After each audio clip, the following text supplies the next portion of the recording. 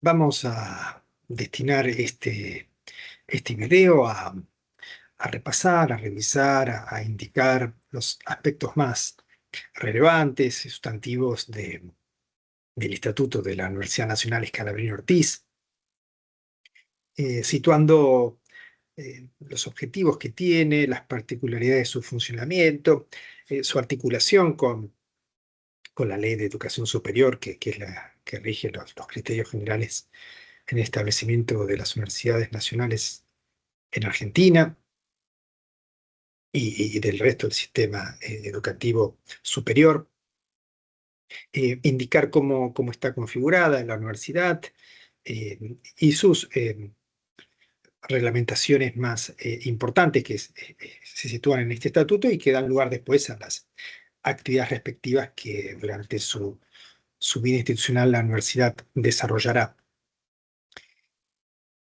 Una universidad es una de las instituciones más complejas de desarrollarse en una comunidad, no solamente en su creación, sino en su funcionamiento, sus actividades, en la implicancia que tienen y también en la previsión a futuro. Una universidad se crea sin pensar en un tiempo limitado, discreto de funcionamiento, sino eh, su apertura es de un modo indefinida. Podemos pensar en universidades, como hemos visto en algún otro video, como, no sé, la de Bolonia, la de París, bueno, en nuestros casos, la Universidad de Córdoba, de Buenos Aires, universidades que nacen sin fecha de vencimiento, adaptándose a los tiempos, circulando al ritmo del resto de las instituciones, pero al mismo tiempo marcando características propias de su historia y su desenvolvimiento. Por eso es muy importante entender eh, la organización institucional que tienen, no solamente su anclaje histórico, también la legislación que las determina. En el caso de Argentina hay una primera ley, la ley llamada Avellaneda, de fines del siglo XIX. Después, la otra gran ley articuladora fue la Ley de Educación Superior de los años 90. Es decir, que hubieron muy pocas leyes orgánicas que organizaran el sistema educativo universitario. Por lo tanto, esa legislación apunta a qué se entiende por la universidad y qué implicancia tiene en la vida institucional eh, de ella misma, pero también articulado con la sociedad. Veremos la importancia que va a tener, digamos, la misión, función y objetivos que tenga la universidad integrada a la comunidad de la cual proviene y en la cual se inserta y en la cual debe, de algún modo, de rendir cuentas de su realidad, ¿no? Por tanto, es una organización que en términos jurídicos tiene muchas implicancias. Es una ley, la que organiza las universidades y después la que organiza los estatutos de las distintas universidades que tienen todas las configuraciones propias eh, de lo que puede ser una legislación, ¿no? Con sus títulos, con sus capítulos, con sus artículos, con sus incisos, ¿no? Este estatuto de la universidad tiene más de 100 artículos. Pensemos que no sé, una ley, digamos, que opera en la comunidad, en distintos órdenes, suelen ser en muchos casos mucho más cortas, no tan complejas, ¿no? Pero bueno, desde luego, como decíamos, la institución universitaria es una institución eh, con muchas articulaciones, con previsiones específicas y algunas genéricas que tienen que ver entonces con un tipo de institución que se planea indefinidamente, ¿no?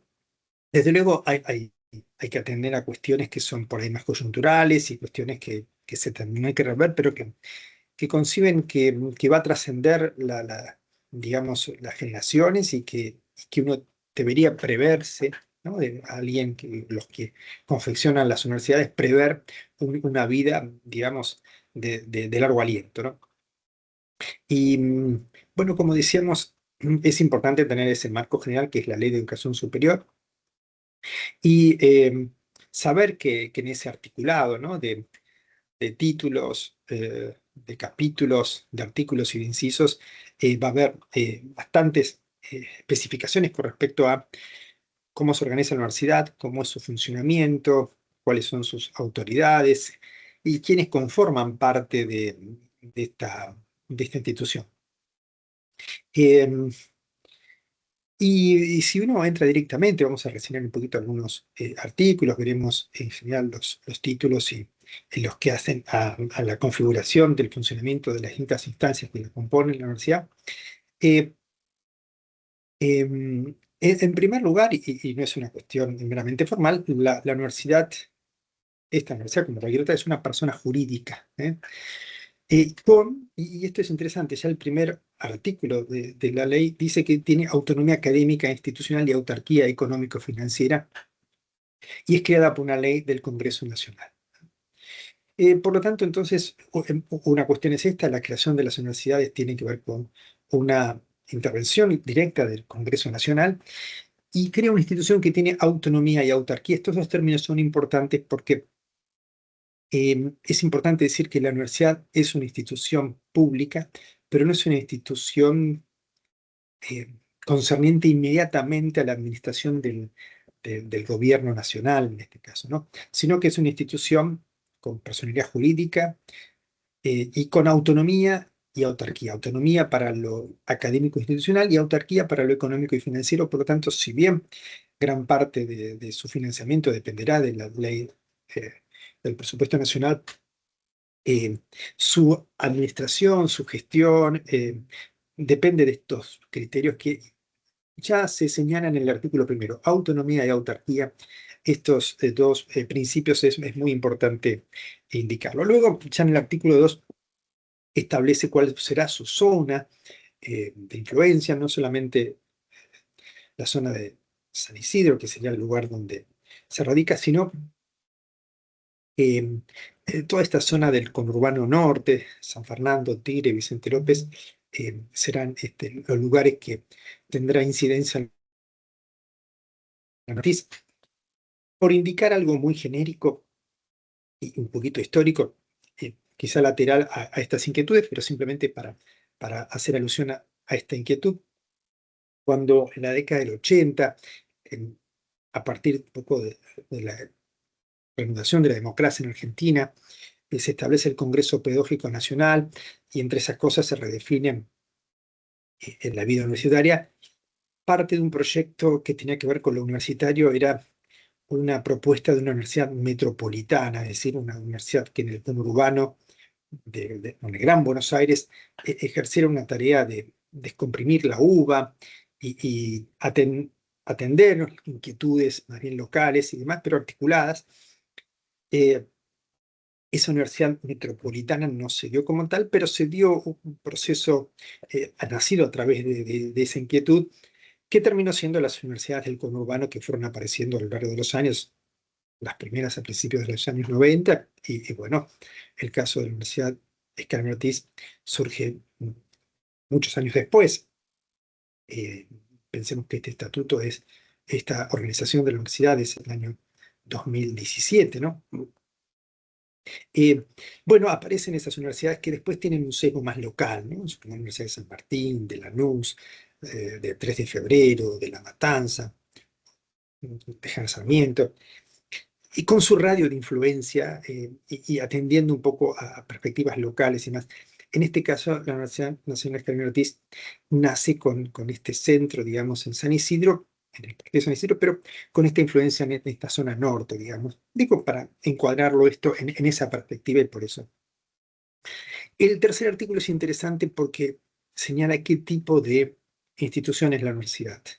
Y es una comunidad educativa. Recordemos que la palabra universitas, más allá del carácter de universal que trasunta el término universitas latino, tiene que ver con unión, con comunidad. Recordemos cuando hicimos ese video hablando del desarrollo de las primeras universidades, del nacimiento de las universidades, esa comunidad de maestros y alumnos, o de profesores y estudiantes, ¿no? Y la fortaleza radicaba allí. Eh, y compuesta por básicamente lo que después llamaremos los claustros, 3 claustros: el claustro docente, el de alumnos y el del personal no docente. Desde luego que esto incluye autoridades, que emanan, digamos, del cuerpo docente, ¿no? Em, y que componen entonces esta comunidad, ¿no? Y bueno, y a esa comunidad se les proponen ciertos objetivos que básicamente, acá van a ver que son 20 objetivos, pero que tienen como núcleo básicamente tres cuestiones: la docencia, la investigación y la extensión, es decir, el vínculo con, con la comunidad de distintos grupos, ¿no? Y, y esto es importante, esos 20 puntos son muy importantes, pero tienen que ver básicamente con eso, ¿no? Con una comunidad que crea y transmite conocimientos, investigaciones, que forma profesionales y que se involucra con la comunidad de distintos modos, tanto a nivel local, eh, regional, nacional, regional, internacional. Eh, lo hace a través de formatos que pueden ser desde ciclos complementarios, carreras de grado, de posgrado, etc. Eh, Se puede desarrollar allí entonces una reseña de las expectativas que tiene la universidad. Si uno rastreara estatutos de otras universidades, vería un poquito todo esto, cada uno cómo lo encarna eso. Algunas enfatizan, por ejemplo, el desarrollo local, algunas enfatizan la internacionalización, algunos enfatizan la formación, las formaciones profesionales, algunos tal vez enfaticen las cuestiones ligadas a la investigación, etc. Pero desde luego que todas las universidades más o menos van por esta línea, porque es la línea que está establecida en la Ley de Educación Superior, que le da marco después a la formación de las universidades en particular, y los estatutos reflejan esa concordancia, ¿no? Eh, por señalar algunos aspectos, cuando se habla de la creación del saber y su transmisión, puede ser saber científico, tecnológico, básico, aplicado, pero también puede ser su colaboración en la cultura en términos generales, con el arte, con el deporte, por ejemplo, ¿no? Eh, y cuando se habla de profesionales, puede serlo también en distintos tipos de disciplinas, disciplinas que pueden ser vinculadas con tareas que requieren, por ejemplo, la matriculación profesional, o carreras que tienen que ver con formaciones que puede dar la universidad eh, a título de un saber orgánico, programático, y que sirva para desarrollar idóneamente una profesión, aunque tal vez esa profesión no requiera digamos, una matriculación específica, o por lo menos por un momento, ¿no? Supongamos, por ejemplo, con las artes, ¿no? Eh, para hacer producciones audiovisuales no es necesaria una matriculación por una formación de grado, pero la universidad puede formar eh, artistas, productores, gente vinculada a la capacidad creativa y demás, y la universidad ofrece, digamos, esa formación, aunque no sea esto un título de matriculación como puede ser ejercer como contador, por ejemplo. Luego ya en el título 2, que sería ya la estructura de la universidad, va a establecer cómo está organizada la universidad, y aquí hay una particularidad. Las universidades se organizan en términos generales en facultades, algunas las hacen en institutos o escuelas. El caso de la Universidad de Escalabrini Ortiz decide que el formato sea en esas unidades académicas llamadas departamentos. Eh, Análogo a lo que sería una facultad, pero la estructura departamental tiene alguna particularidad que reúne eh, afinidades de temáticas, de áreas, y, eh, y bueno, supone, digamos, una relativa, digamos, autonomía en su desarrollo, pero también supone la articulación con el resto de la universidad, ¿no? Son formatos y decisiones. Recordemos, todo esto remite a ese concepto de autonomía universitaria, es decir, cada universidad puede decidir su tipo de organización interna.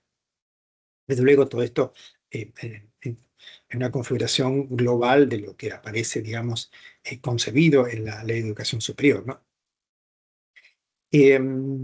Y atendiendo entonces a esas tres grandes cuestiones que decíamos que tiene como objetivo una institución universitaria, ¿no? La docencia, la investigación y la extensión.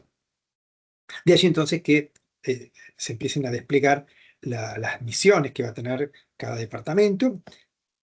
Y luego continúa el estatuto estableciendo en el título 3, una vez que se decidió cómo era esa estructura académica, cómo va a ser el gobierno de la universidad, básicamente dividido en 4 instancias. La más importante de todas, la autoridad última, máxima y primera de la universidad es la asamblea universitaria, luego el consejo superior. En tercer lugar se menciona la figura central, nuclear de la universidad, que es la figura del rector o quien ejerce la actividad del rectorado. Y luego, al estar establecida la universidad en departamentos, los directores de los departamentos, análogo a lo que se denomina en las otras universidades que tienen su formato de facultades, la figura de los decanos, ¿no? El decano sería análogo, digamos, al director del departamento, ¿no?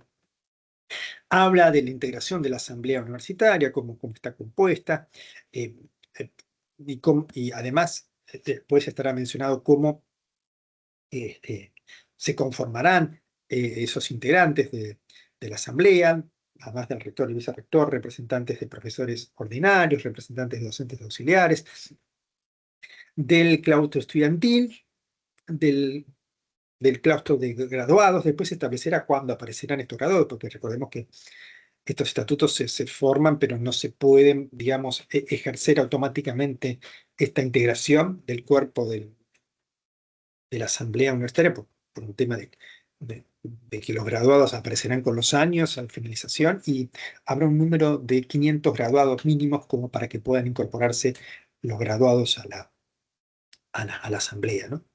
Y al Consejo Superior, ¿no? Y también habrá un representante de los no docentes.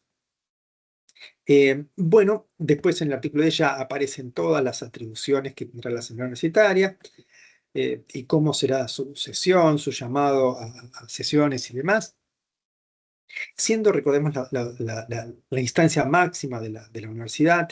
eh, bueno, ahí nuclearmente está es una ampliación del Consejo Superior y ese Consejo Superior que es de algún modo el lugar donde organiza, digamos, el funcionamiento regular de la universidad. Por eso entonces el capítulo 2 ya de este título es las tareas del Consejo Superior. Ahí también se establecen cómo está configurado este Consejo Superior, con 5 docentes ordinarios, un docente auxiliar, 2 representantes de los estudiantes, 2 del graduados, 1 del claustro del personal no docente, ¿no? Y todas las atribuciones y configuración de este Consejo Superior. Después se da en el artículo 25 todas las tareas que tendrá ese Consejo Superior. 32 incisos indican las actividades y atribuciones que va a tener el Consejo Superior. Actividades y funciones destinadas a la vida universitaria y en gran medida también a organizar, establecer y dictar los reglamentos que vienen a posteriori de este. Los reglamentos que tienen que ver, desde luego, con el régimen de estudios, con el régimen disciplinario y de convivencia, con el reglamento electoral que permita establecer después cómo se va a formar los distintos organismos dentro de la universidad, ¿no? Como dijimos, el Consejo Superior, la Asamblea, y después los propios consejos que habrá dentro de cada departamento, ¿no? También los reglamentos de las carreras del personal docente y el personal docente, ¿no? El no docente y el docente.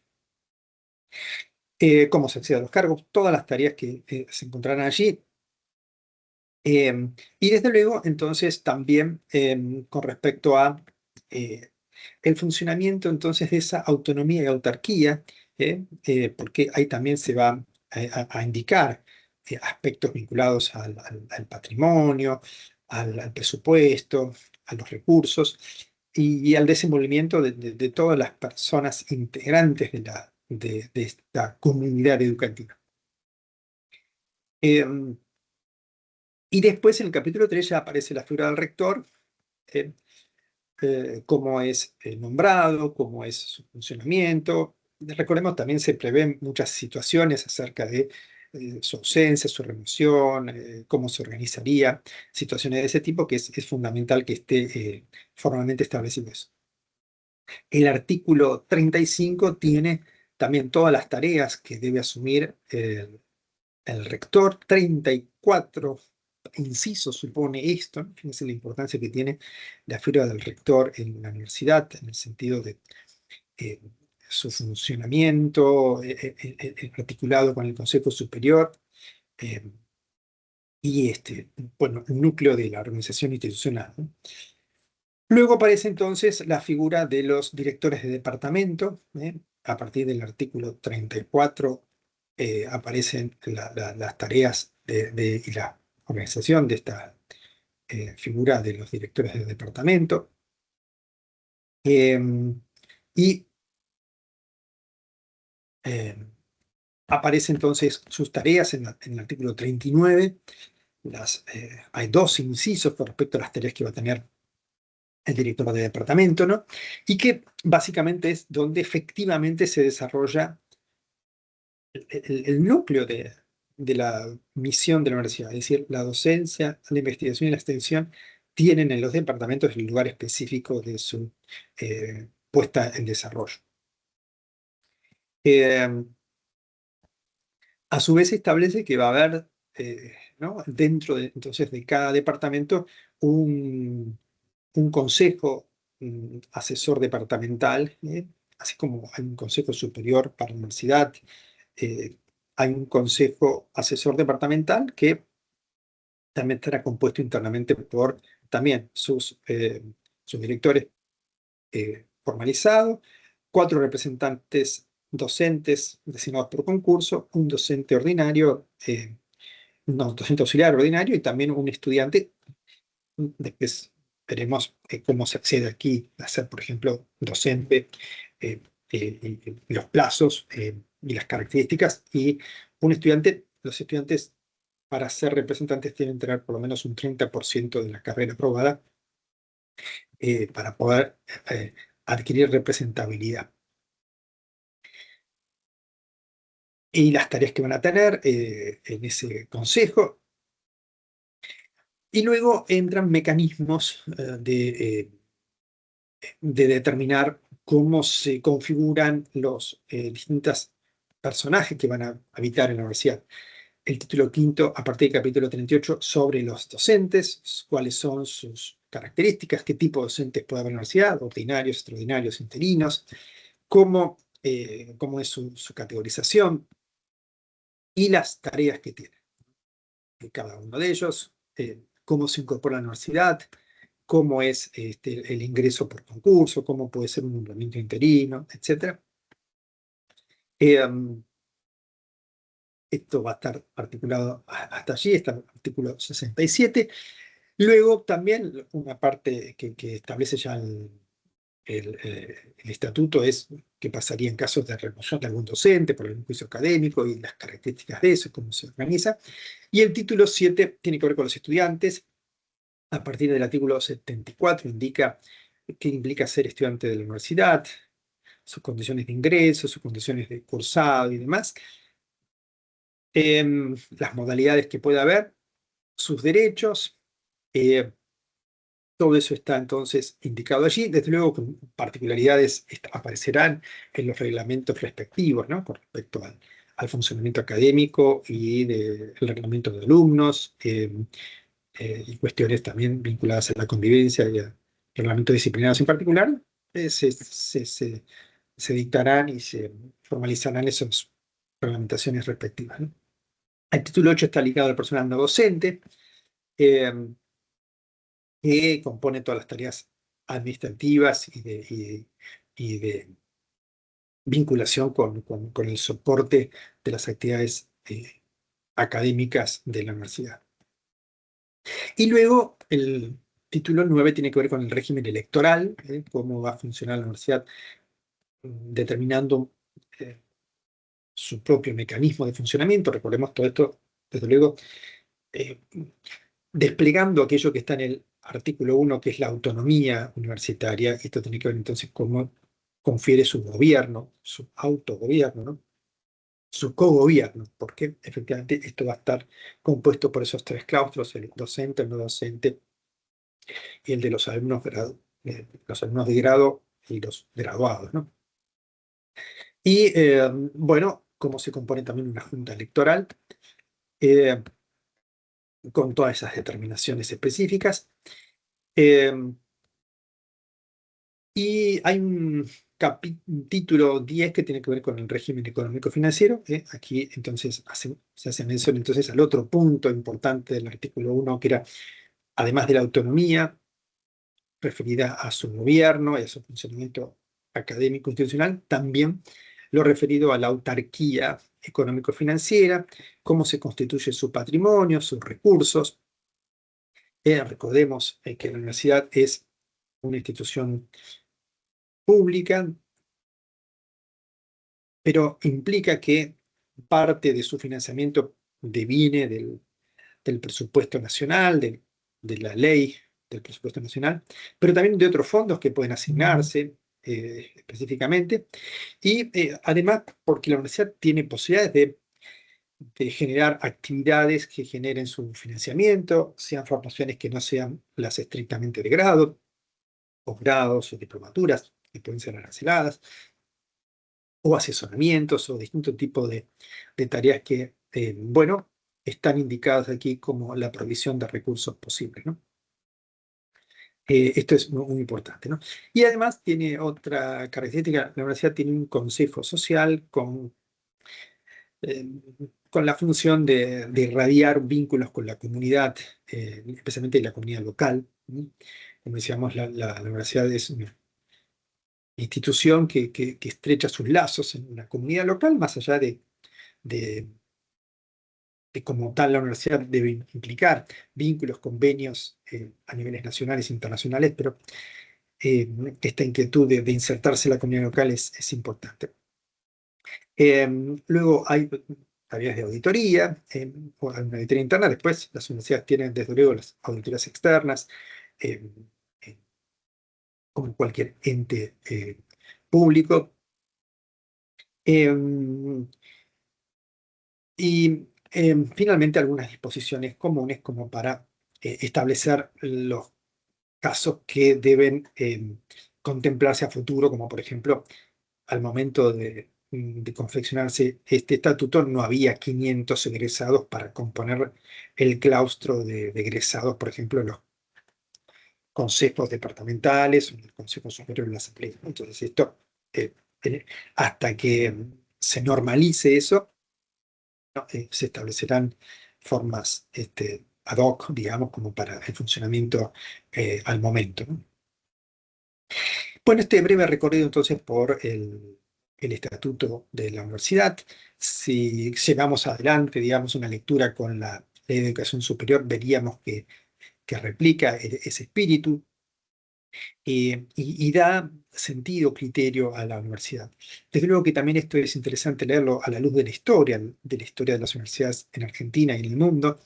Refleja ese espíritu y sirve para pensar también el lugar donde no solamente uno estudia, sino donde uno genera una identidad, ¿no? El ser universitario. Egresar de la universidad también es de alguna manera reconfigurar la identidad de uno. Alguien se recibe y no dice solamente me recibí de ingeniero, dice tal vez soy ingeniero. Hay algo de sí que está marcado, y el pasaje por la universidad es eh, no solamente el pasaje por un cierto lapso, por un lugar de estudio, es un lugar de configuración más profunda de la identidad personal y de la inserción que tiene la comunidad.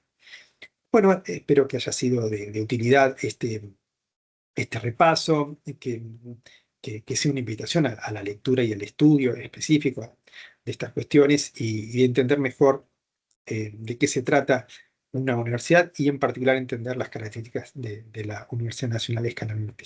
Te dejo un fuerte abrazo.